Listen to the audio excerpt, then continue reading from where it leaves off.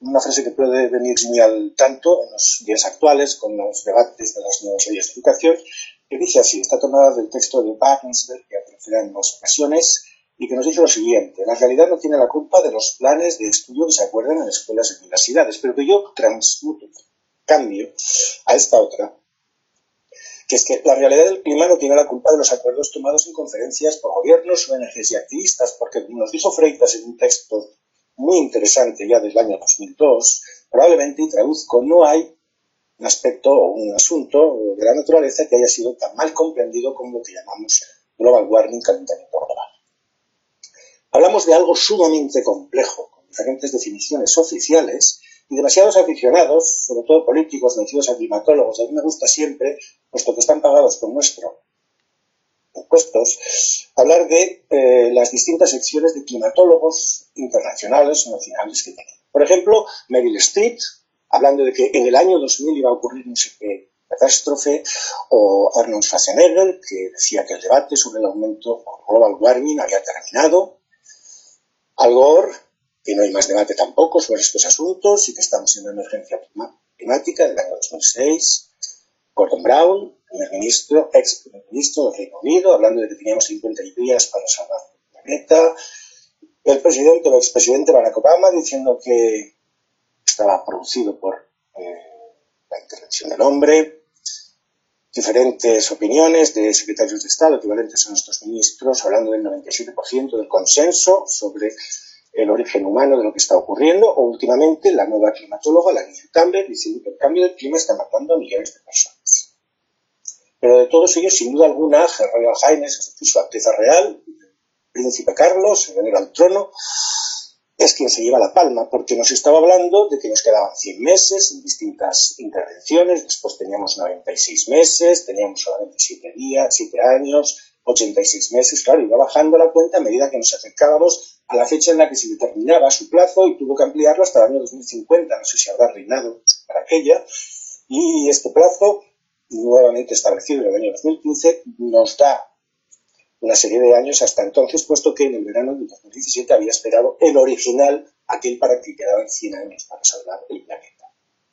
¿Alguien se acuerda ya de lo que se decía en París? Parece que fue en el siglo XIX, la última conferencia de París sobre el cambio del clima, que nos decían que era la última oportunidad.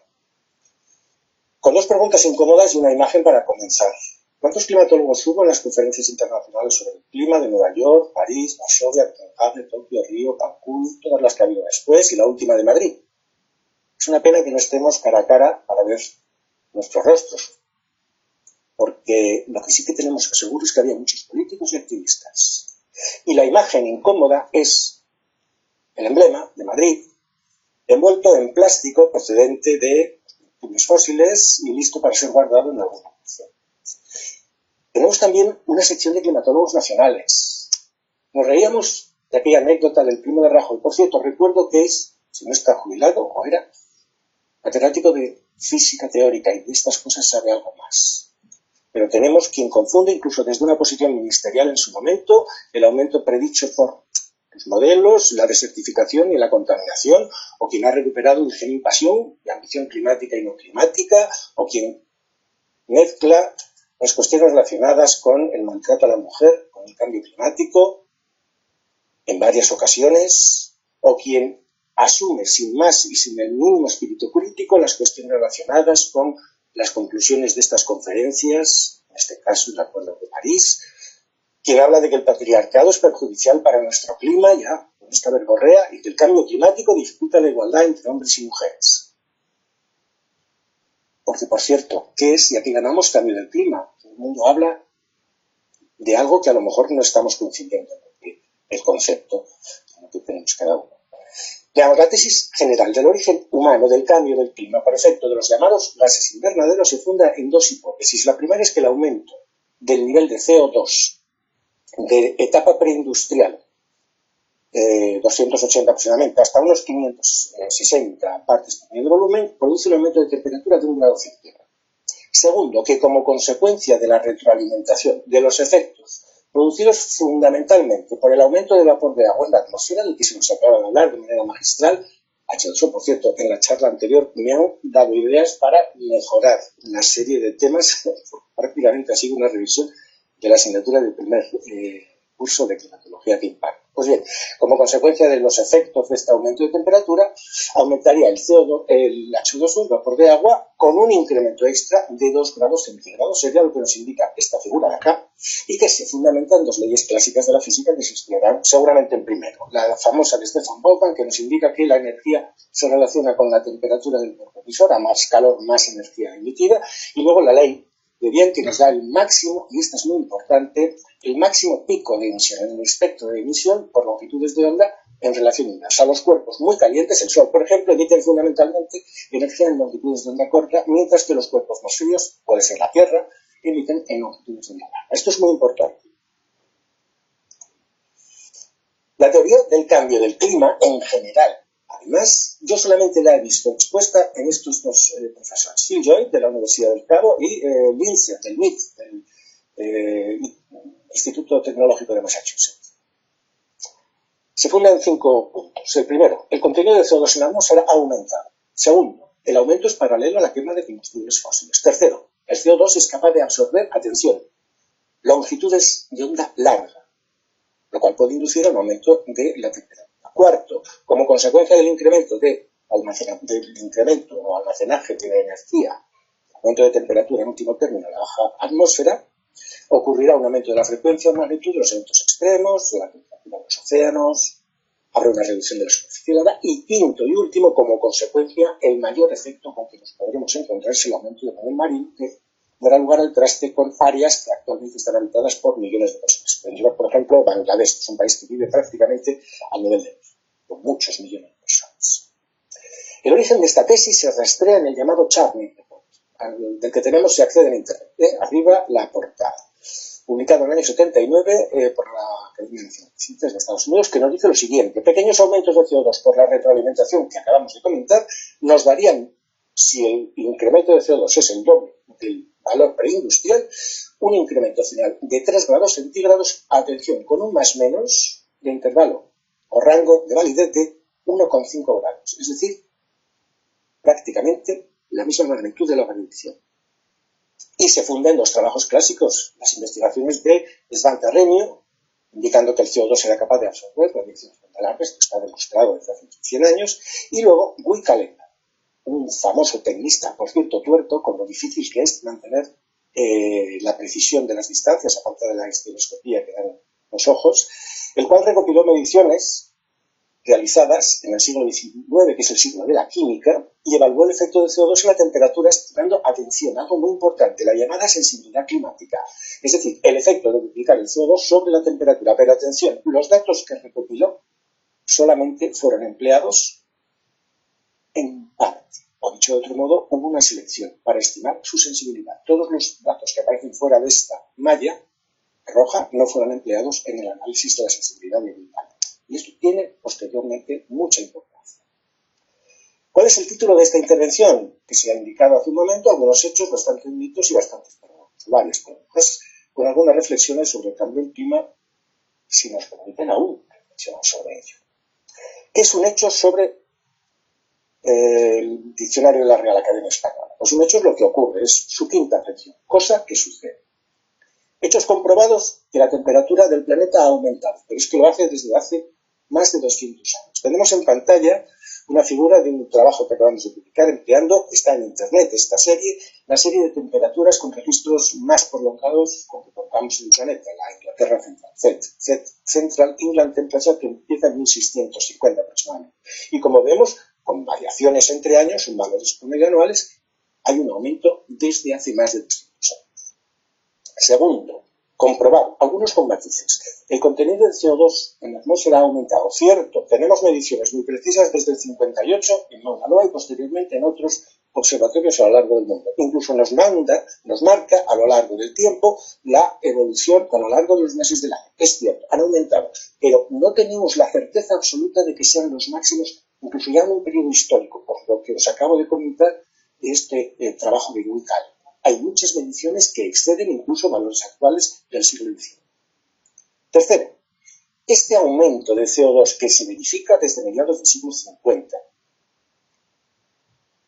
tiene su origen en la quema de combustibles fósiles, cierto, nos lo dice la química.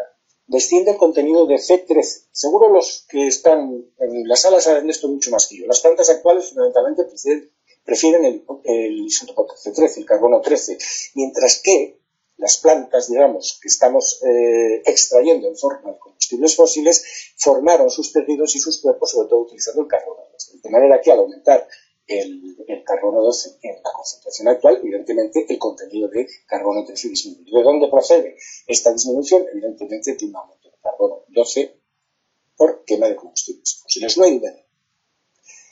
Siguiente hecho comprobado. El CO2 absorbe radiación especialmente de onda larga. Sí, no hay duda alguna. Lo sabemos desde el trabajo, los trabajos de Arrhenius e incluso algunos anteriores. Tenemos aquí distintos espectros de absorción de energía, del óxido de nitrógeno, del metano, del oxígeno, del vapor de agua. Atención, se nos ha indicado que era muy importante y lo es, el dióxido de carbono, y aquí la absorción total de la atmósfera según las distintas longitudes de onda. Como vemos, la máxima absorción del dióxido de carbono está en torno a 15 micrómetros de emisión. Hay otras bandas de emisión, pero para que se produjese energía en estas longitudes de onda larga, la temperatura del cuerpo emisor tendría que ser muy elevada, con lo cual a los efectos que nos interesan son irrelevantes, no, imposibles. Estamos hablando de estas bandas, y de estas bandas lo importante es que tenemos que, ampliando esa absorción del CO2, que tener en cuenta que en los momentos actuales la emisión que se está produciendo entre 13, 15, 16 micrómetros está prácticamente en saturación. Dicho de otro modo, los incrementos del CO2 lo único que van a hacer es aumentar la absorción en las bandas laterales, porque la absorción en estas bandas está al máximo, está en lo que se llama en física saturado. Más cosas. Lo cierto es que, ante estos hechos comprobados, en el asunto del cambio del clima se han polarizado las posiciones con una clarísima intervención ideológica, con una excesiva confianza en la simplificación de algo que es extraordinariamente complejo, el clima, con esfuerzos políticamente motivados por lograr un consenso que acaba siendo manufacturado, no hemos cargado unos datos, con un claro activismo militante. Me resumo, remito a las personas que participan en estas conferencias, siempre en defensa de las tesis, digamos, del dogma oficial que procede de los documentos llamado IPCC, Panel del Cambio del Clima, o Intergovernmental Panel Climate Change, con numerosos intentos de acallar todo tipo de debate en ese acuerdo. Yo he sido vetado en una ocasión, y con ataques que llegan a ser personales, incluso en publicaciones, a todos los que disienten de este consenso. Estas opiniones no son mías, son de la profesora catedrática de Ciencias Climáticas y Meteorología de la Universidad de Athens, Georgia, Judith Curry, y yo modestamente lo comparto todo. Como comparto también la tesis de Popper, que olvida decir en una traducción muy libre de que si algo está fuera de la duda, de la discusión, de la apuesta o de la crítica, él utiliza una palabra muy difícil de traducir al español, la falsificación, o si algo no se puede poner en duda haciendo una traducción libre, esto está fuera de la realidad y desde luego no pertenece a la ciencia. Porque hay algo fundamental. La ciencia puede equivocarse, la magia no. Cuando algo está fuera de duda, con la frase famosa, la ciencia ha hablado, ya no hay más que discutir. Estamos hablando de otra cosa. Pasemos a la segunda parte del título, los mitos, lo que existe en la fantasía. Insisto, de estar en un aula en condiciones normales, y espero que todos estén además bien, haría esta pregunta y haríamos una pequeña votación. ¿Qué hacen las avestruces cuando son asustadas por un ruido, por ejemplo? Y levantarían la mano unos y otros. Evidentemente, no escondas la cabeza como un avestruz, es el tópico, ¿verdad? Porque lo que hace de verdad un avestruz es salir corriendo. Yo no lo sabía. Desconozco si todo el mundo conoce lo que hacen las avestruces. Es decir, el mito es algo que no es realmente, aunque creemos que es. Esta imagen, que incluso tiene algunos ejemplos cercanos en nuestra vida cotidiana, bien, es muy conocida, es la desaparición de un colaborador de Stalin. Hablamos, en nuestro caso, del dato incómodo, y voy a poner un ejemplo de la pureza de la ciencia. Veamos, este es uno de los trabajos fundamentales que han servido para seguir atribuyendo al origen humano de lo que está ocurriendo con las temperaturas en el planeta. Es un texto publicado en la revista Nature, famosísimo, citado más de 350 veces, se sigue citando. Y es un texto que debería de retirarse por lo siguiente. Entre las dos fechas en color rojo aparecen unos datos que nos indican un incremento de la variable de Fox. En realidad es la temperatura y la combinación con la evolución de los contenidos del CO2 en la atmósfera. Lo que ocurre es que es un ejemplo típico de cómo puedo seleccionar o elegir determinados valores para cumplir la hipótesis que yo previamente me he marcado, porque se olvidaron de los datos anteriores y de los datos posteriores. Simplemente se seleccionaron unos años fuera del contexto global de la serie. Los mismos años aparecen aquí indicados y el texto fue incluido en el texto de Freitas, del que en la primera diapositiva ponía una de sus frases, y está tomado de dos autores, Michael y Balin, que en el año 2000 detectaron este error, más que error, manipulación realmente de los datos. El texto no ha sido revisado. Segundo mito, el antropoceno está de moda. Pues bien, la Unión Internacional de Geólogos, que es, digamos, el organismo internacional que se pone de acuerdo para establecer la tabla geológica de periodos y demás, ha dicho que el periodo actual es el Megalayan, que comenzó hace 4.200 años, y dijo algo más. El término antropoceno no debe de utilizarse, puesto que tiene solamente raíces sociológicas, y el IPCC debería de dejar de emplearlo. Sin embargo, en el último informe de este organismo, el IPCC, del año 2009, se insiste que hay algo así como petición mayoritaria del mundo de la ciencia, bla, bla, bla, bla. Es decir, no hacen caso de la Autoridad Mundial Geológica. Más cosas. Hay un consenso sobre el origen humano. Antes decía si se podía disentir o plantear alguna discusión. La ciencia ha terminado, el debate ha terminado, son frases que se leen. Y recientemente solo queda un pelotón de fanáticos entre los negacionistas, es algo que hemos oído del doctor Sánchez, pero yo me quedo con la frase del doctor Cristóbal Montes de la Universidad de Zaragoza, que dice que el desarrollo occidental descansa de manera básica en el discrepante legítimo. Vamos a ver por qué. El paradigma de la ciencia ha evolucionado desde los siglos. Pasamos de considerar que el planeta era plano a que era el centro del universo, o que los cuerpos más pesados caían con mayor rapidez que los livianos, que el átomo era lo más pequeño. En los años 70, que íbamos hacia una edad de hielo, publicado en la revista Science y Nature, en distintos trabajos, y ahora que vamos hacia la catástrofe climática. Quisiera leer un texto de Bertrand Russell del año 40, hablando de la libertad y las universidades. Brevemente, dice que las cosas más importantes que se deben enseñar en los centros docentes de una democracia es la actitud de superar argumentos. Y en el momento que se impone una censura, la educación deja de servir a este propósito y tiende a producir, en vez de una nación de hombres, un rebaño de fanáticos. Creo que es un texto para reflexionar, porque el cambio del clima se ha convertido en una ortodoxia basada en un consenso, que no existe, y en unas predicciones o unos cálculos fundados en simulaciones por ordenador que han sistemáticamente fallado. De tal manera que se ha dejado a un lado las tesis, las observaciones en las que los gobiernos o los grupos de presión terminan por determinar lo que es correcto y lo que no es. Veo claro, en este punto, que jamás he recibido financiación de compañías petroleras, que quede claro. Mis investigaciones las han financiado siempre organismos públicos. Declaro que soy escéptico con muchas de las tesis del llamado cambio del clima, y acepto además que puedo equivocarme. Me niego a aceptar que se me tilde y califique de negacionista, que es el término que ahora está muy de moda, como pandemia. Esta es una palabra traducida directamente del inglés, que significa y se ha aplicado a los que ponen en duda la Shoah de los nazis sobre los judíos. Creo firmemente que la ciencia sin debate se convierte en un acto de fe, en una creencia, en un dogma. Que la fe y la creencia son el ámbito de la religión y el campo de la teología.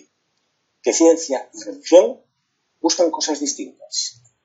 Que la primera, la ciencia, indaga cómo se mueven los cielos, como nos dijo Galileo, y que la segunda nos dice cómo ir al cielo.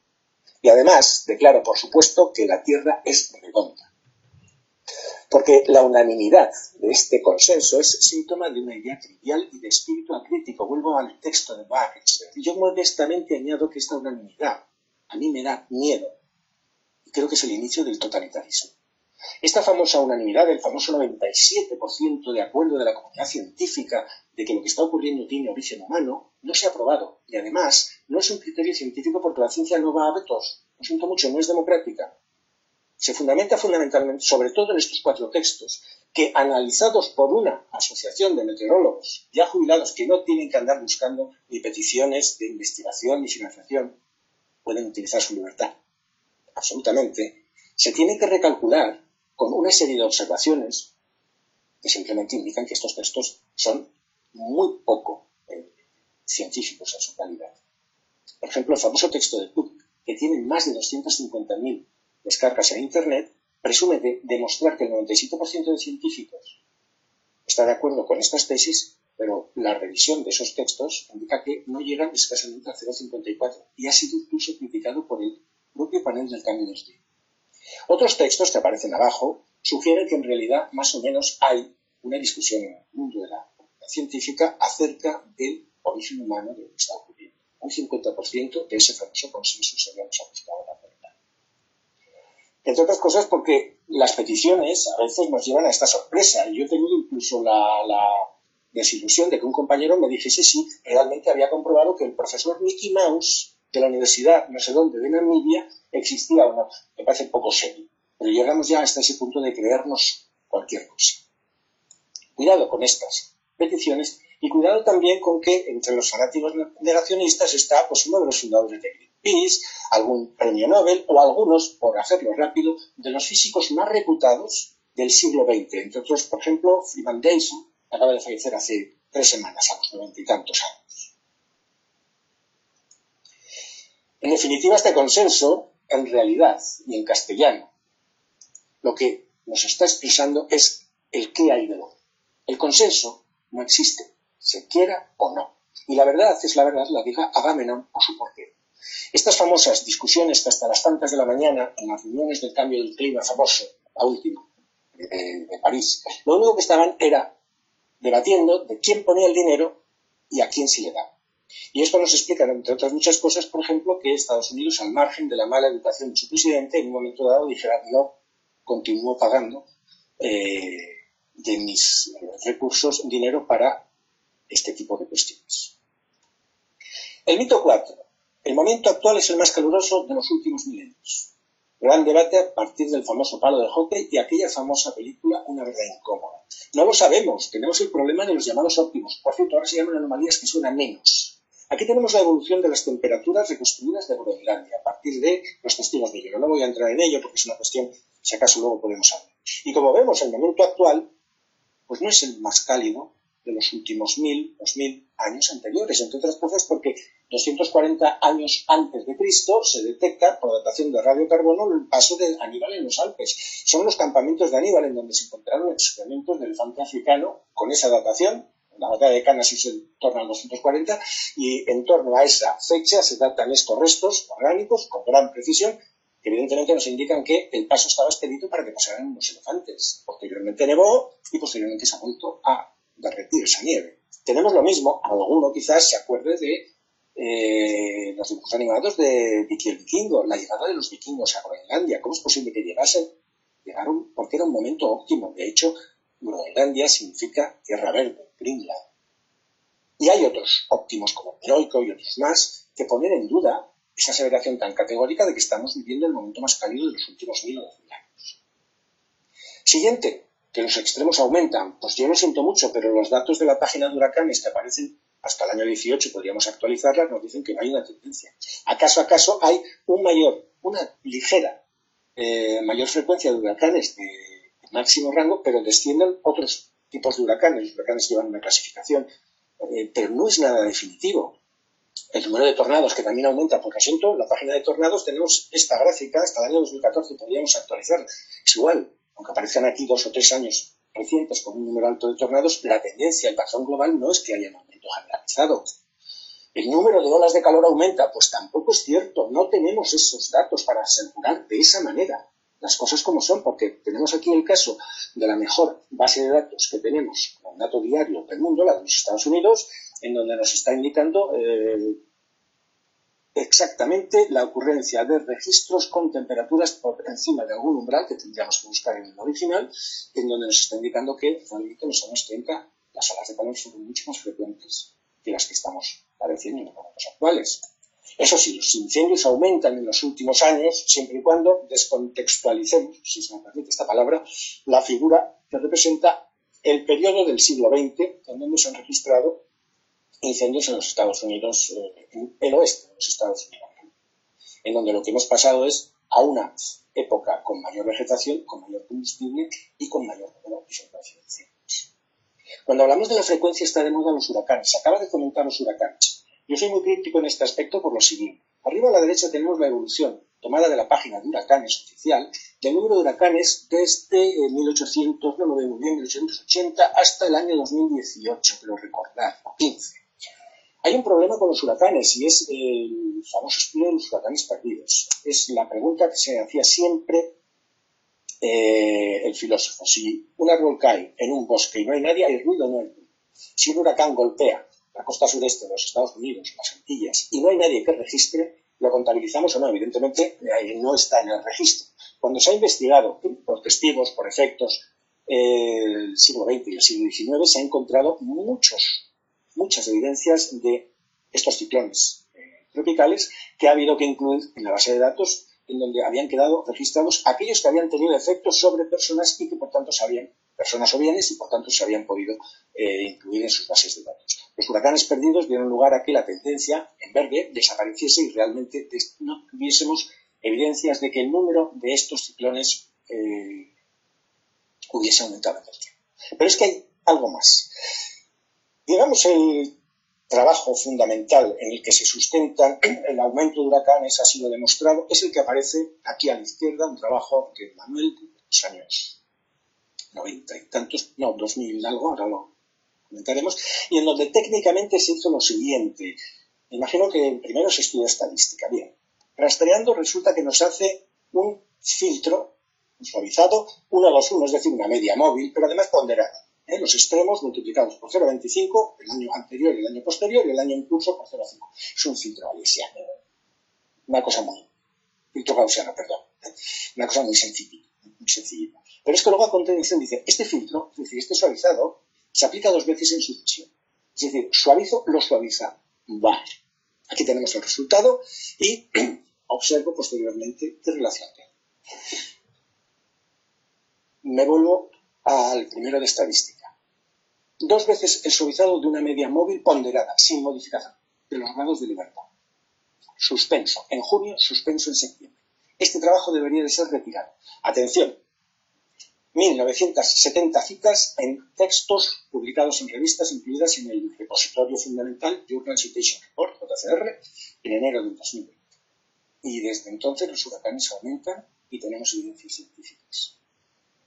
Evidentemente, lo que ha ocurrido es que ha aumentado los daños que producen estos sucesos. Y ha aumentado porque ha aumentado la exposición. Tenemos la misma playa en los años 20 y en los momentos actuales. Es muchísimo más lo que se puede perder en los momentos actuales. Simplemente pensemos en el número de cristales que pueden quedar rotos por vientos a lo que ocurría en los años 20. Simplemente hemos confundido el aumento de la exposición al proceso con el aumento de su frecuencia. Siempre pongo el ejemplo del día ventoso que nos ponemos debajo de un alero con una teja de un edificio en ruinas. La teja nos puede caer y evidentemente, además de demostrar que estamos un poco mal de la cabeza, no es indicador de que haya un peligro realmente a la vida humana. Lo que hemos incrementado es nosotros, nuestra exposición. En un día de viento, esa teja puede caer, estemos o no, debajo del alero. El resultado final, nuestro daño personal, la teja en nuestra cabeza, es simplemente consecuencia de que nos hemos puesto debajo del alero. Si nos ponemos a 100 metros a ver cómo cae la teja, no habrá daños.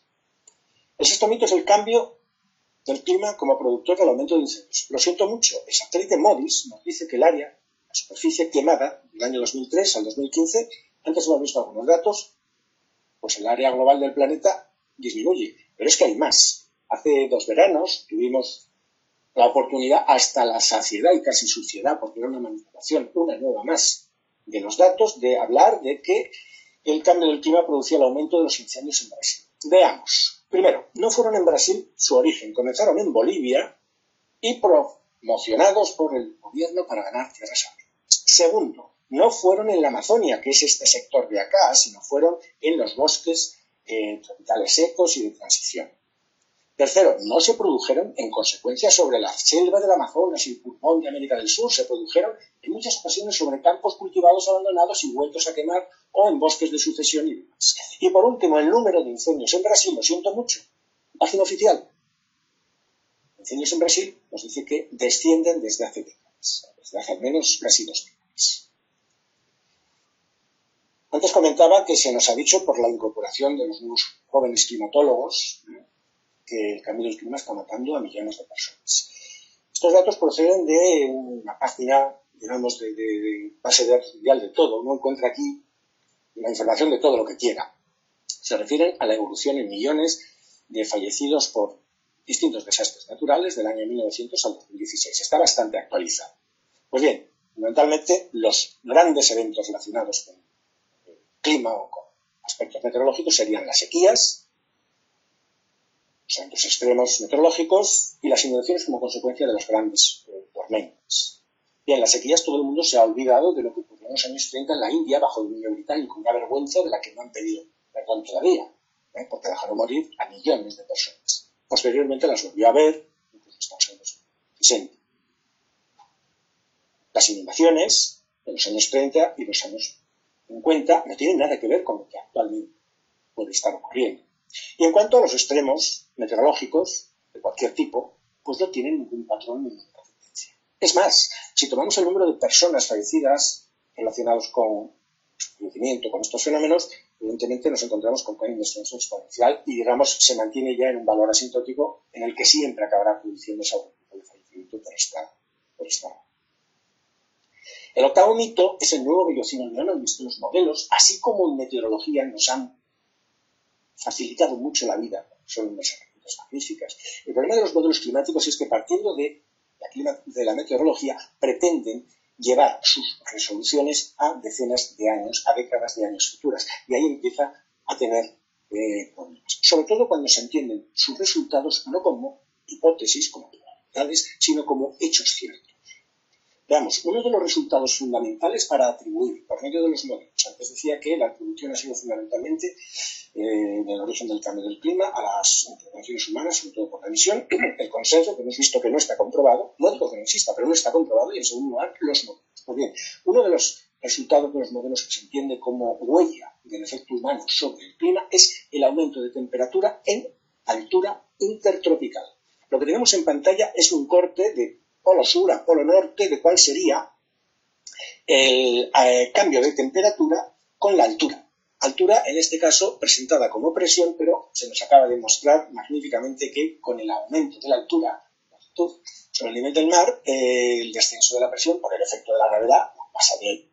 La atmósfera queda pegada a la superficie, se produce. Pues bien, estos cambios, en vez de presión, podemos cerrar nuestros ojos y pensar con el aumento de la altura, al descender la presión, yo lo que tengo es un aumento de la temperatura. Lo que ocurre es que esto no se produce. Y no se produce incluso, y se verifica que no se produce, en los propios documentos del IPCC. Lo que pasa es que este documento, que no es fácil de leer y que voy a mostrar a continuación en una simplificación, aparece en un anejo y no se cita en el cuerpo central del último informe del 2013. Estamos esperando, por cierto, desde hace 3 años el siguiente informe que no termina de acabar, de editarse, porque no está terminado. Pues bien, ¿qué es lo que nos está indicando? Y particularmente me voy a lo que ocurre en las latitudes 20 norte, 20 sur, la franja intertropical que acabo de comentar, en donde se produce ese aumento de temperatura natural. Pues bien, tenemos en el eje de las X la tendencia expresada en grados por década. El resto de figuras son para otras latitudes. En vertical lo que tenemos es o bien el eje de presiones o, para tenerlos ya un poco más, en una atmósfera, digamos, estándar, alturas en kilómetros. ¿Y qué es lo que nos está indicando el conjunto de esta zona pintada más o menos de rojo? Pues nos está indicando cuáles son las predicciones o la estimación entre 1979 y 10 de la tendencia estimada por los modelos cuando se les aplica a estos modelos los efectos del llamado forzamiento climático natural y humano. O dicho de otro modo, el efecto de incrementar para este periodo concreto el doble de CO2 en las medidas correspondientes de CO2 en esos años de aquellos famosos 3 grados que habíamos hablado al principio. Segundo, a la izquierda, y en azul o morado, aparece el rango del menos del conjunto de modelos que utilizaron simplemente las ecuaciones de la física sin considerar ese efecto multiplicador asignado a los efectos del cambio del CO2. Dicho de otro modo, lo que se llama forzamientos naturales, incluyendo los cambios de CO2, pero no con ese efecto multiplicador que se asume en la tesis que os comentaba del informe CARE. Y luego estas líneas, en negro, son los datos empíricos, lo que ocurrió, las medidas reales, porque estamos hablando del periodo 79-2020. ¿Podéis simplificar esta figura? Y aquí se ve mucho mejor. Veamos, aquí abajo tenemos las tendencias. Aquí tenemos la altura expresada en presión.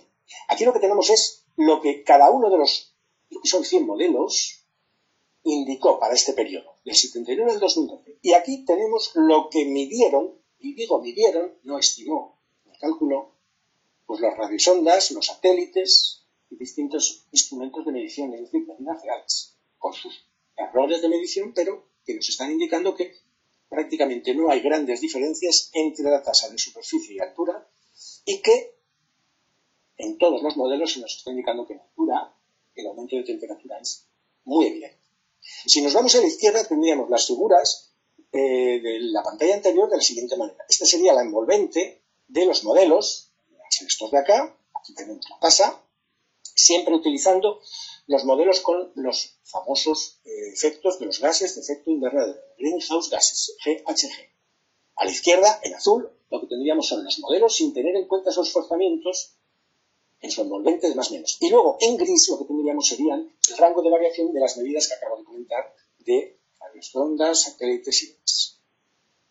El 10º mito son que los osos polares desaparecen, aunque se nos derripe el hemisferio norte y sur, es una nueva manipulación de información. Estas figuras las hemos visto todos. Por cierto, este oso lo único que tenía era que ya estaba muy viejo y se estaba muriendo. No es que tuviera problemas de cambio climático, porque ahora todo es cambio climático. Ayer paseaba, por ejemplo, por la Plaza del Pilar y hay una exposición sobre desarrollo endógeno y apoyo a la lucha contra el maltrato de la mujer y demás. Y en cada uno de los paneles hablaba de lo que fuese y la lucha contra el cambio climático. Entonces, vale todo. Bien, lo cierto es que este es el censo de osos polares. Lo siento mucho. La última cita es del año 2015 y tenemos varios miles más, o varias decenas de miles más que había en los años 50. Más aún, la profesora Crockthorpe, que es probablemente uno de los mayores expertos en osos polares, después de publicar este texto ha sido despedida de su universidad, precisamente por publicar este texto, en donde demostraba que no existe tal extensión de la población de los famosos osos polares, e incluso utilizando datos que el World Wide Fund hace suyos en esta cartografía, donde nos está indicando que, exceptuando en este sector, la población de osos polares en el resto o se mantiene estable o aumenta. Paradojas. Tercera parte de esta intervención que quisiera ir más rápido. Una idea extraña opuesta a lo que se tiene por cierto verdadero o a la opinión general. Las hay muy bellas. Santa Teresa nos dio una. Muero porque no muero. Las hay sabrosas. El queso con agujeros. Si aumento el tamaño del queso, aumento los agujeros, cada vez tengo menos queso. Y luego tengo las físicas o felinas. La tostada siempre cae del lado de la mermelada. El gato siempre cae de pie. Si pongo la tostada en la espalda del gato, pues tengo la ingravidez. El gato flota. Bueno, la primera paradoja.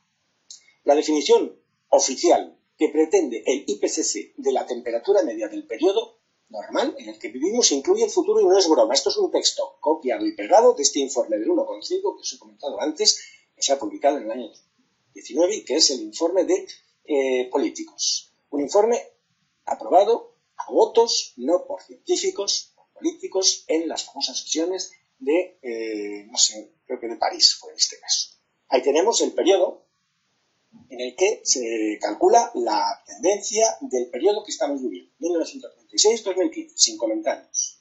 Segunda paradoja, parafraseando a un grande, Winston Churchill, con aquello de su elogio a la raza, nunca tanto dependió de tan poco. Si a la izquierda tenemos el volumen de la atmósfera, el equivalente de los distintos gases quedaría reflejado en la segunda viñeta, en donde el bloque de celdas representa la totalidad de los gases de efecto invernadero, que son solamente el 2% del total de la atmósfera, de los que el 4% es el CO2, y de este CO2 un 3,4% es el originado por las actividades humanas. Simplemente para tener en cuenta. Tercera paradoja, que el efecto del incremento de CO2 cada vez será menor porque es logarítmico. El problema es con qué ecuación calculamos ese efecto logarítmico. Tenemos aquí dos, y esta sensibilidad del clima que comentaba antes Es decir, si yo duplico el CO2 respecto,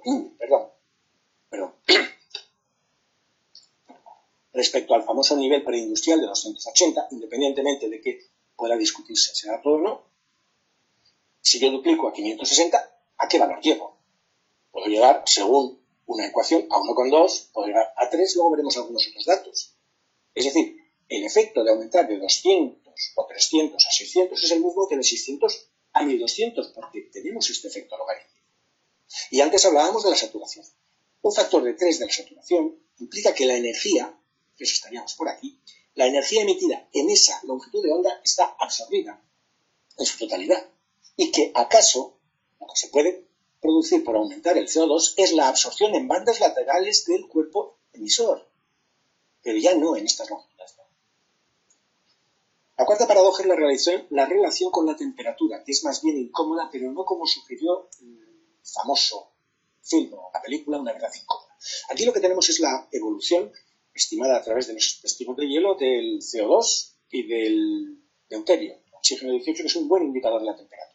Aparentemente, las evoluciones de ambos elementos es muy semejante y en la película Una verdad incómoda se nos asumió, se dijo que era la prueba evidente de que el CO2 en el tiempo aumentaba y, como consecuencia, aumentaban las temperaturas. El problema es que esta información se manipula con mucha grosería.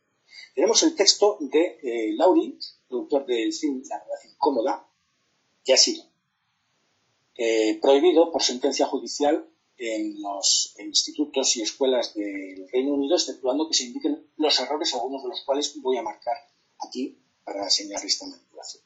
Tenemos en pantalla, atención, se lee de derecha a izquierda la relación entre el CO2 en rojo y en azul la temperatura. Si leemos en este sentido, primero aumenta el rojo, este color naranja, y después la temperatura. Tenemos la demostración clara, empírica, de que aumenta el CO2 y posteriormente la temperatura. El problema es que las escalas están cambiadas y aunque se le ha dicho al editor, el texto se sigue publicando con esta errata. Es decir, se sigue manipulando la información porque quien aumenta realmente antes es la temperatura, si se ponen correctamente las escalas, que el CO2. Y esto es así, este es el texto, esto es así porque está demostrado geológicamente, y nos lo han dicho los químicos y los geólogos, que hay un lag, hay un retardo, que primero aumentan las temperaturas y posteriormente aumenta el CO2 en la escala general. Y también ocurre en la escala actual. Otra paradoja es que no hay consenso en la estimación de la famosa sensibilidad, del efecto de duplicar el CO2. Tengo aquí una simple revisión de la sensibilidad en donde vemos que más o menos entre 1,5 y 4,5, pero es que es tal rango de variación, es excesivo. Arriba tenemos otras mediciones. Por cierto, esta sensibilidad es fundamental en los modelos, pero también en los modelos intervienen la parametrización y el tuning. Si acaso luego podemos comentar algo de ello. Lo cierto es que no hay consenso en la sensibilidad del clima y que llevamos 30 años con los mismos niveles, con las mismas magnitudes de incertidumbre. Hablo del informe Charney, que era la tercera o cuarta diapositiva. No hay consenso. Otra paradoja es que si comparamos la figura que aparece en círculo y todas las demás y empezamos a ver qué es lo que nos está indicando esta figura, pues es lo primero que no hay consenso, aunque si pongo esta figura con este letrero, evidentemente lo que estoy señalando es que hay consenso entre los modelos. Todos los modelos nos dicen que la relación entre la temperatura superficial del mar y la emisión es negativa, cosa un poco extraña, puesto que la ley de radiación nos dice que a mayor temperatura, mayor emisión. Pero bueno, en cualquier caso los modelos nos dicen que desciende, pero sin embargo las mediciones reales del satélite ERDE nos dicen que aún ha aumentado. No hay consenso, salvo entre los modelos, pero el modelo con realidad no hay consenso. Richard Feynman, un físico, premio Nobel, nos dijo que cuando una hipótesis no concordaba con las observaciones o experimentos era equivocada. Y daba lo mismo, lo bonito que fuera la hipótesis, lo atractiva que fuera, o la autoridad del señor que nos la estuviese presentando. Era equivocada, había que buscar otra. Una pequeña primicia, acabamos de terminar una malla de 100 años de temperatura promedio en España. La evolución de la temperatura, marcada en azul, desde 1916 al año 2015, nos indica una evolución, hay un aumento, pero también tenemos un periodo de descenso, y algo más interesante, su evolución paralela al CO2, solamente digamos que tiene un buen periodo de ajuste entre los años 70 y 90. Con una peculiaridad, los últimos años, hasta el año 15, trataremos de actualizarla en el siguiente proyecto del año 20, no muestra tendencia significativa. Esto es lo que nos indicó el estudio de las tendencias con diferentes periodos. El bloque de la izquierda, muy rápido, el bloque de la izquierda son las temperaturas diurnas, las máximas, el de la derecha, las mínimas. Y lo que tenemos en las distintas columnas son diferentes periodos, siempre reduciendo. Dicho de otro modo, la última columna son los últimos 20 años, las dos últimas columnas son los últimos 30 años, y así sucesivamente, va por décadas. ¿Qué es lo que tenemos? Pues lo que tenemos es que estacionalmente, invierno, primavera, verano, otoño, esto acaba de publicarse, si hubiésemos tomado o tenido solamente datos de los últimos 20 años, no tendríamos la posibilidad de indicar que hemos aumentado la temperatura en España. En los últimos 20 años, hasta 2015, la temperatura en España no aumentó, ni en sus máximas ni en las mínimas. Es el famoso hiato. Y si hubiésemos ido a los últimos 30 años, solamente podríamos decir que aumentó en las máximas, en verano, y en las mínimas, en primavera y en verano, pero no en todo el territorio, es decir, hay una gran variación en el espacio. Otra paradoja, que el aumento del vapor de agua, que es el gran revolucionador de toda esta teoría, porque es el que produce el efecto, el feedback de los 2 grados, no es el esperado, a pesar del aumento de la temperatura, que ya hemos demostrado que existe, aunque llevamos 15 años sin aumentar lo que ya ha aumentado, el efecto de retroalimentación no se puede producir por el vapor de agua. Aquí tenemos las medidas promedio mundiales a 2 alturas, 300 y 500 hectopascales, tanto de humedad relativa como de humedad específica, es decir, contenido en gramos de agua, y en consecuencia lo que no tenemos es el vapor de agua que se nos ha indicado en los modelos y por tanto su efecto de retroalimentación no se puede afectar porque no ha podido darse. El papel de retroalimentación no se ha producido. Es decir, ese incremento añadido de los 2 grados de temperatura, al menos por efecto del vapor de agua, no se puede hacer. Vamos a ir avanzando rápidamente, muy rápidamente. Aumentan los desiertos por efecto del cambio del clima. Tampoco es cierto. Aquí tenemos las observaciones de la NASA y nos está indicando que el incremento del 2000 al 2017 del área foliar ha aumentado. Hay zonas en donde no, ha descendido, pero en general ha aumentado en el centro de América, Uruguay, Paraguay, sectores del sur de Argentina, suroeste de África, toda la banda sur del Sahel, no el Sahel, en Europa, en la India, en China, en el sureste de Australia. No hay un proceso de desertificación mundial. A mí me gusta poner siempre esta diapositiva. Si yo muestro esto, se podría decir que es un efecto del cambio del clima. Si muestro esto, lo que estoy demostrando la frontera política entre 2 estados. El de la izquierda, Haití, probablemente uno de los más pobres y menos desarrollados del planeta, junto con Bangladesh y algún otro. El de la derecha, la República Dominicana, quieras que no, pues con un nivel de vida muchísimo más elevado, con todos los problemas que se quieran, pero evidentemente muy distinto. A la izquierda lo que hay es una sobreexplotación con las mismas condiciones físicas, climáticas y demás, por una sociedad que tiene un gran problema en la supervivencia y en el día a día, y a la derecha lo que hay es, entre otras muchas cosas, en la República Dominicana hay grandes extensiones protegidas a partir de la época del famoso dictador Trujillo en tiempos pasados. A ver si estamos confundiendo el clima con el egoísmo. La 10ª paradoja, ya voy terminando. Los refugiados climáticos aumentan. Tenemos toda una serie de declaraciones de autoridades vinculadas a estos organismos internacionales, pero es que la verdad es que hasta el año 17 solamente una persona en el mundo solicitó el estatus de refugiado climático y su petición fue rechazada por la Corte de Nueva Zelanda. Acaba de volver a pedir este asilo político hace 2 meses, me he enterado. Era un ciudadano de Kiribati, la isla del Pacífico. Y voy terminando, que creo que me he pasado incluso. De verdad estamos seguros de las causas del aumento de las temperaturas del planeta. Los argumentos favorables a que sean las emisiones se basan en consenso y en los modelos que hemos visto que no se pueden aceptar. Todo el aumento que nos está indicando este texto del IPCC, producido por las emisiones humanas, fijémonos que se atribuye todo el aumento que se ha experimentado de la temperatura a los efectos de las emisiones humanas, como si la cuestión fuese, primero, va el efecto de la emisión humana y luego, a continuación, cuando ya termine ese efecto, van las retroalimentaciones que hemos visto que es muy difícil que se produzcan. Lo cierto es que el aumento de un grado que hemos experimentado hasta el momento actual, el texto del IPCC nos lo está atribuyendo exclusivamente a los efectos derivados de las emisiones humanas. Yo simplemente esto no me lo creo. Así de claro. En resumen, hemos confundido hechos, aumento de temperatura y sus consecuencias, descenso de áreas heladas, por ejemplo, el norte, con las causas. La atribución del aumento de las temperaturas en los términos que se está haciendo no está justificada científicamente desde mi punto de vista. Ni el consenso ni los modelos son pruebas de algo. La ciencia no va a no es democrática. Y una reflexión final muy incómoda. Detrás de todo ello hay el cambio del modelo energético. ¿Cuáles son realmente sus causas? Y esta idea no es mía, quiero marcar que es del profesor Omar, catedrático de Geología de la Universidad de las Islas Baleares. Con frecuencia hemos confundido haber comprendido con habernos acostumbrado a. Muchísimas gracias desde la muy noble, muy leal, muy heroica, siempre heroica, muy enérgica e inmortal ciudad de Zaragoza, a la que invito a todos los presentes. Nada más. Gracias. Muchas gracias, Carlos, por la presentación, por todos los datos que nos has dado.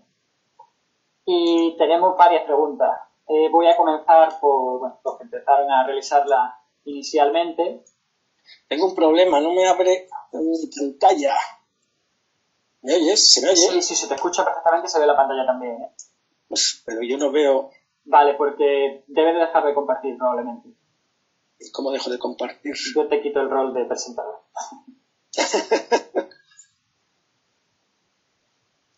Vale. No me sale nada. Ahora. Aquí. Vale. La primera sería de María del Carmen del Castillo, que sí. ¿Qué explicaría ese aumento de temperatura en la atmósfera en los últimos 200 años? De esa gráfica que has puesto en último lugar, no, pues imagino que vamos a referir a ella, sobre todo.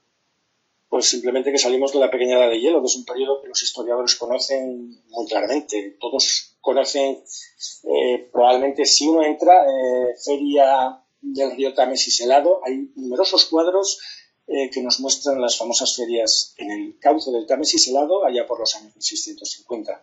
El clima en el planeta está sometido a evoluciones en el tiempo y la última gran evolución es el periodo frío que tuvimos después del óptimo medieval, conocido como la pequeña edad de hielo. Si esa pequeña edad de hielo nos da una temperatura en torno a 1 o 2 grados inferior a la que tenemos hoy, pues evidentemente la recuperación de esa pequeña edad de hielo nos está dando, que es lo que muestra esa serie de Inglaterra Central, lo que muestra es simplemente un aumento. No hay que acudir a factores extraños independientemente de que hayan contribuido a ese aumento. Eso sería.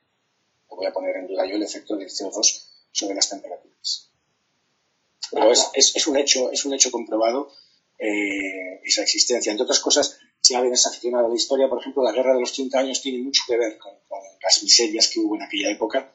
Es la primera guerra mundial que tenemos en Europa, porque fue todos contra todos, como nos suele gustar en este continente, que asoló durante 30 años, particularmente el territorio de la actual República Alemana, los Países Bajos, Austria, el centro de Europa, en unas condiciones climáticas además terroríficas, con pérdida de cosechas y de largo etcétera de calaminas. Fundamentalmente estamos asistiendo a la recuperación de la pequeña edad de hielo, a la que se superpone evidentemente la impronta humana. No sé si contesto. Vale.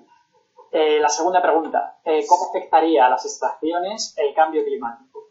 ¿Cómo afectaría, perdón? A las estaciones. A las estaciones. Invierno, me imagino verano, que la pregunta es invierno, verano, primavera, etcétera. Buena pregunta.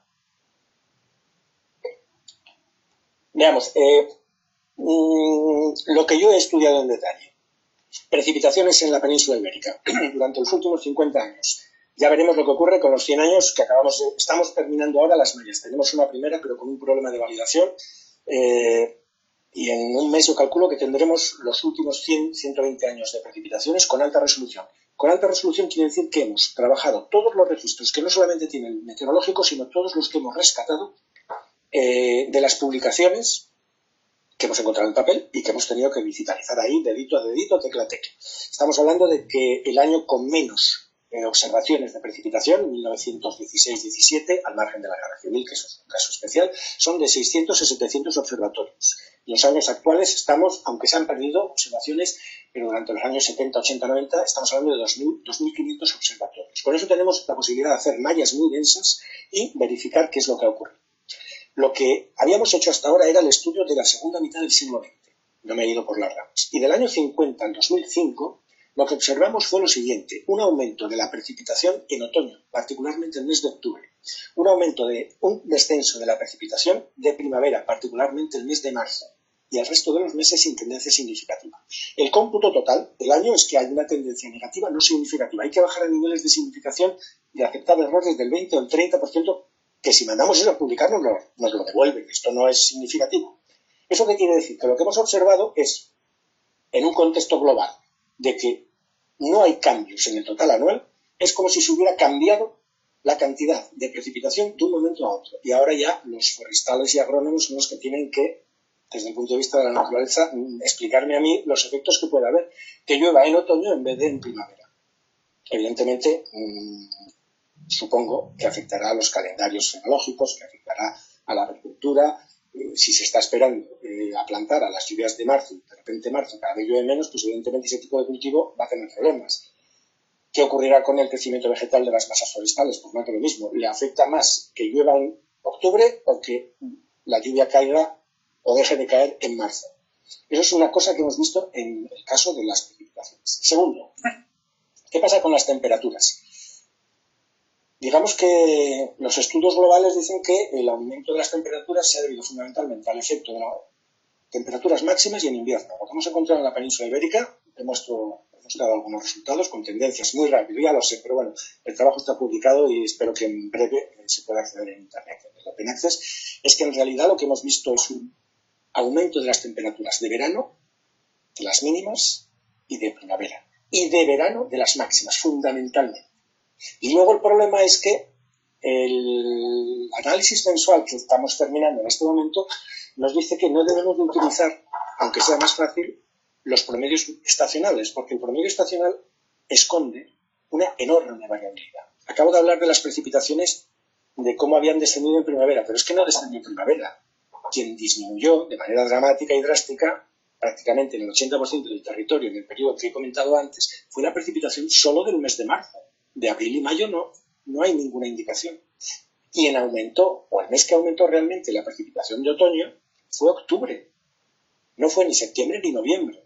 Dicho de otro modo, al final, en cuanto a los aportes hídricos, la dependencia de cortos periodos de tiempo, yo trabajo hasta la escala mensual. Hay compañeros y colegas que trabajan en la resolución diaria. Al final te acabas dando cuenta que, en promedio, la precipitación de cada mes cae, en término medio, un 30% en un solo día, en el máximo mensual, independientemente de que ese mes haya llovido mucho o poco, y que el máximo sea 1 litro o 150, como acabamos de ver la semana pasada o hace 2 semanas en el litoral mediterráneo. No sé si contesto, tiendo a hablar demasiado, quizás. Yo creo que sí. Que hablo demasiado. No, ¿qué contestas? Si quieres, sí, voy avanzando, ¿vale? Con alguna Sí, claro. pregunta más. Bueno, Pablo Velando dice que, en su opinión, selecciona algunos estudios que respaldan su posición, ¿no? Perdón.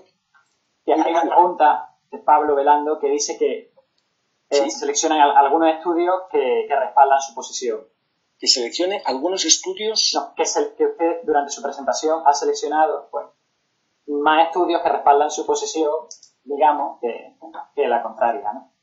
Esa sería como mi pregunta. ¿Y cuál es la pregunta? ¿Por qué solo selecciona estudios que respaldan su posición? Yo he venido aquí a mostrar o a presentar aspectos que son hechos y aspectos que en realidad entran dentro del mito. Vamos a seguir creyéndonos que aumentan los huracanes a partir del texto que he comentado antes, que está mal técnicamente, debería de haberse rechazado. Y además, normalmente lo que hay es que probar una tesis.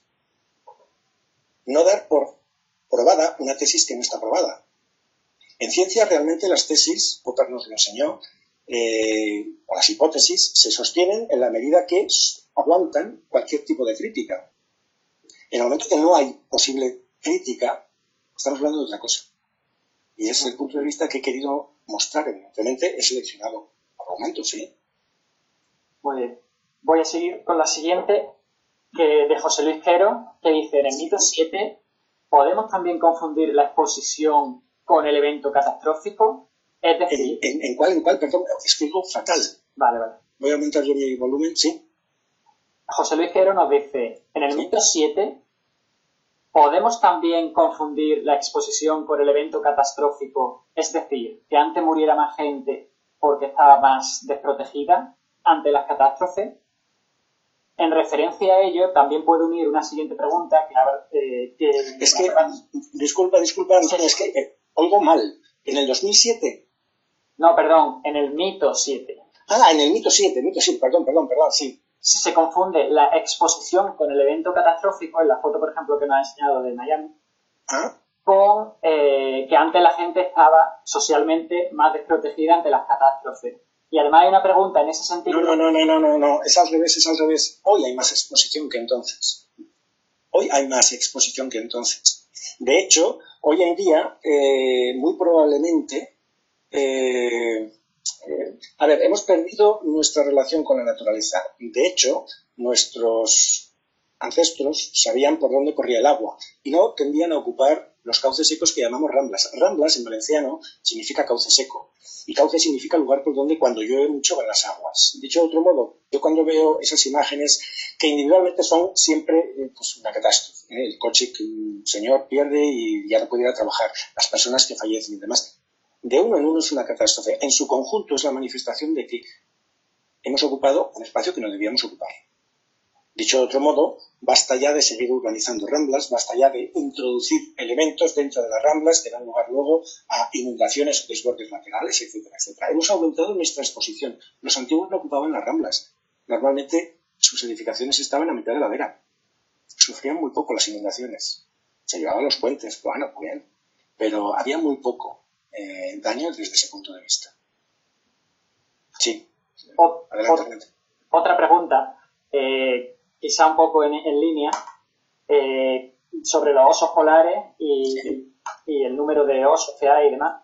Sí. Pablo Velando también nos dice que probablemente antes murieran más osos porque no estaban protegidos, ¿no? Porque ahora no se permite su caza, etcétera. Sí, evidentemente, pero lo cierto es que cada vez hay más.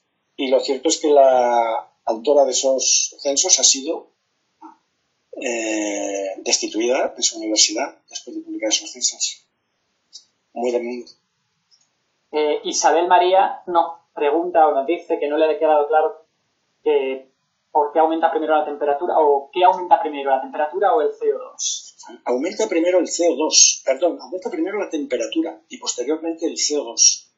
Pero esto es el registro histórico. Vale. El problema es que la figura icónica que procede en una simplificación de la famosa figura que se nos presentó en aquella película en donde sí que se seleccionaron los datos y se manipularon, una clara intención política por el señor Al Gore, pues lo que se hizo fue simplemente ocultar y engañar cambiando las escalas.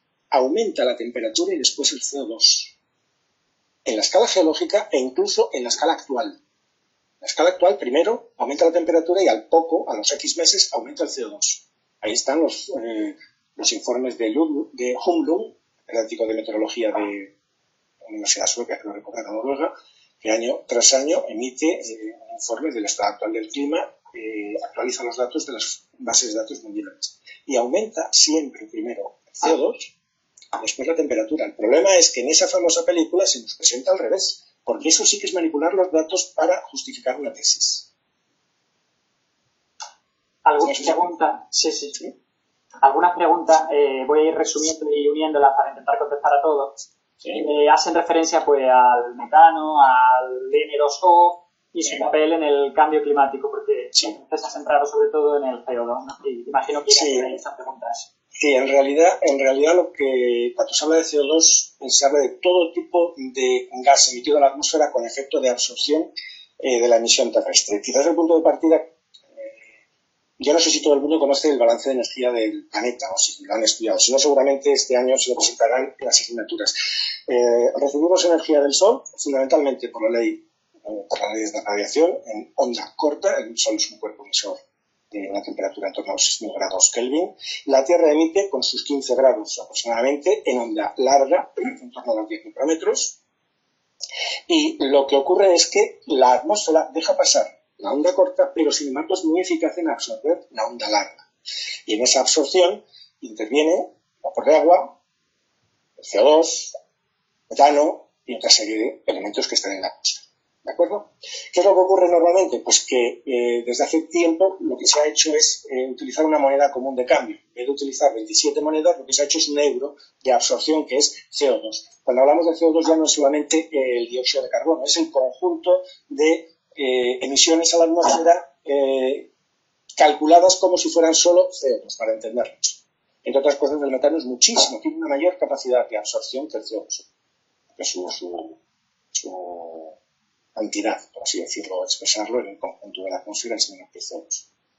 Es decir, cuando se habla de los efectos del CO2 hay que considerar los efectos de todos los gases emitidos en la atmósfera capaces de absorber radiación fundamentalmente ionada. Van metidos todos es como si se hiciese una ponderación de los efectos de cada uno de ellos y se diese solo en una sola unidad. Para utilizarlos, eso sí que es una buena manera de, porque si no sería algo. Y ya podemos acabar con una pregunta de Sancho que dice que por qué cree usted, cuál es su opinión de por qué se está politizando, ¿no?, el cambio climático. No, eso ya es otra cuestión. Creo que la pregunta del final es la capital. Yo entiendo perfectamente que la agenda política de cualquier partido político se proponga y luego los ciudadanos voten o no. Lo que ya no estoy dispuesto a aceptar como ciudadano, de los que pagan impuestos y por tanto tengo la capacidad de exigir a los políticos, es que me quieran vender, hablando en términos coloquiales, la moto. Es decir, me quieran justificar su agenda o sus programas políticos a partir de hechos no probados. Lo siento mucho, los efectos, se quiera o no, están sustentados, están amparados en el famoso consenso que no existe y en las predicciones de los modelos que vienen fallando estrepitosamente desde hace 30 años. Seguimos con los mismos niveles de incertidumbre, más o menos, y seguimos además, en los momentos actuales, estamos en periodo que se ha venido modelando desde hace muchos años. Si nosotros tomamos la evolución de lo que nos habían predicho los modelos que iba a ocurrir hoy y lo comparamos con las medidas de lo que hoy ya es indubitable, los satélites, ahora ya no hay duda, tenemos información de todo el planeta, ya no hay problemas de que no hay densidad suficiente de información, de que hay lagunas, no, el satélite nos da la temperatura de todo el planeta 1-2 veces al día y tenemos varios satélites. Cuando todo eso lo combinamos y lo comparamos con lo que los modelos nos han venido diciendo que iba a ocurrir, todos los modelos nos dan valores muy superiores de temperatura a las que se han experimentado. Ningún modelo detectó el famoso hiato en el que hemos vivido probablemente, no sé qué está ocurriendo en estos momentos, porque en el año 16 tuvimos un evento Niño, con el Niño las temperaturas aumentan, pero llevamos 20, 25, 30 años o más, según la escala de tiempo que tomemos, mes, estación, año, sin temperaturas en ascenso. Alguien me tiene que explicar por qué unos meses aumenta la temperatura y otros no. Si hay un factor general, como puede ser el CO2 o cualquier otro gas emitido a la atmósfera, ¿por qué se va a dormir y no afecta a la temperatura en mayo, pero afecta en julio, en agosto? Nos hemos olvidado de los usos del suelo, nos hemos olvidado de la nubosidad, nos hemos olvidado del sol, nos hemos olvidado de muchas cosas. Y ya una última pregunta, esta personal y muy rápidamente. ¿Cómo ha afectado a tu investigación, publicaciones, proyectos, ir un poco en contra, ¿no?, de esa opinión general? ¿Ha sido positivo, negativo? Porque podemos pensar que puede ser negativo, pero a lo mejor no, a lo mejor es positivo, ¿no?, que se citen esos artículos que van un poco en contra, ¿no? Mira, desde que soy catedrático puedo decir algunas cosas, otras no. Quiero decir que no quiero pecar de soberbio, pero a mí me han vetado 5 minutos antes de una mesa redonda simplemente porque pretendían que expusiera las tesis del panel del cambio del clima como si fuese el dogma que yo tenía que aceptar. En el momento que no hay crítica posible, a mí me asustan mucho las cosas. Me da lo mismo en el ámbito laboral que en el ámbito ciudadano, en el día a día. Desde el momento en que no puedes opinar más allá de la tesis oficial, de que pertenezco a ese pelotón de negacionistas, me niego y empiezo a indagar. Y de repente encuentras que hay mucha gente que sabe mucho más que yo no pretendo ser nada más que un simple profesor de la Universidad Española, que no está de acuerdo. He puesto antes una lista de físicos, que ellos saben mucho más que yo, porque estamos hablando aquí fundamentalmente de cuestiones de física. Estamos hablando de radiación. Y aquí ha opinado, en nuestra lista de climatólogos españoles, entiendo que a más de uno le haya podido sentar mal, pero lo siento mucho. El famoso primo de aquel político era catedrático de física, sabía lo que decía. No sé si es clara mi opinión. Sí. Muchas gracias. Seguro. Gracias a vosotros. Hasta siempre. Muchas gracias.